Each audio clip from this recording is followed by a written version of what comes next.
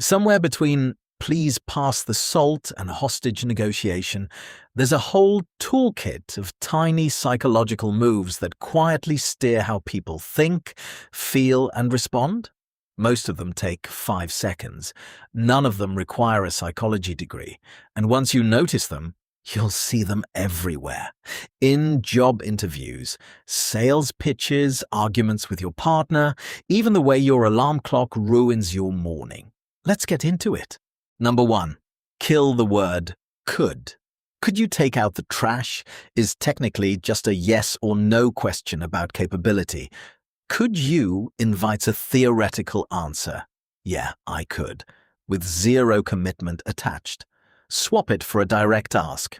Take out the trash, please. It's still polite. It just doesn't leave an escape hatch. Number 2. Silence is a truth serum. When someone's dodging a question, resist the urge to fill the gap. Hold eye contact, say nothing, and let the silence sit there. Most people can't stand it. They'll start talking again just to break the tension, and often that's when the real answer slips out. Number 3. Want the new coworker to like you? Ask for help. Counterintuitive, but it works. Asking someone to explain something, even something you already understand, makes them like you more. People warm up to those who make them feel useful and competent. It's an easy way to build goodwill in your first week at a job or school. Number 4, the subtle nod. Ever notice how servers nod slightly when asking, "And can I get you the large fries?" It's not an accident. A small nod while asking a yes-leaning question makes agreement feel like the natural next move. No pressure required, just a nudge. Number 5, challenge someone's ego to get a favor. Say something like, "You probably can't pull this off by Friday," and watch motivation spike. Most people don't like being underestimated, and they'll work harder to prove you wrong. A gentler cousin of this move, ask for something small and slightly odd first. Once someone said yes once, saying no to the real request feels harder. Number 6, the reverse doubt negotiation. Getting an offer that's close but not quite there, a lowball salary, an inflated price. Respond by acting mildly disappointed rather than outright refusing. It softens the room and often opens the door to a better number without a single confrontational word. Number 7, distracted people don't notice handoffs. If someone's deep in a phone call or locked into a task, you can often take something out of their hand or hand them something without them registering it. Useful for moving day, useful for decluttering, mildly unsettling when you think about it too hard. Number 8, the forehead stare. Want to make someone quietly uncomfortable? Look at the spot between their eyebrows instead of their eyes during conversation. It reads as scrutiny, and most people can feel it without knowing why. Not exactly a kindness, but good to recognize if it's being done to you. Number 9, rename the mistake. You left the stove on lands like an accusation. The stove got left on describes the same event without pointing a finger. Passive phrasing takes the sting out of correction. People absorb the lesson without getting defensive. Number 10, small tasks feel lighter than big ones. If someone at your team is stalling, don't say, "Finish the report." Say, "Just start with the intro."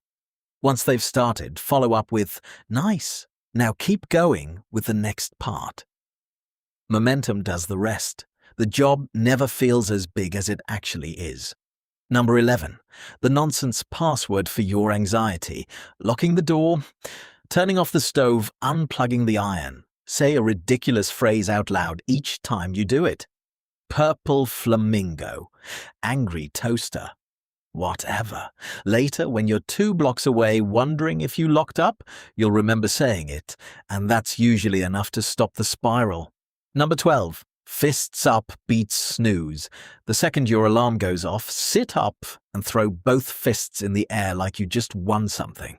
It sounds absurd, but the physical jolt short-circuits the grogginess better than 5 more minutes under the blanket ever will.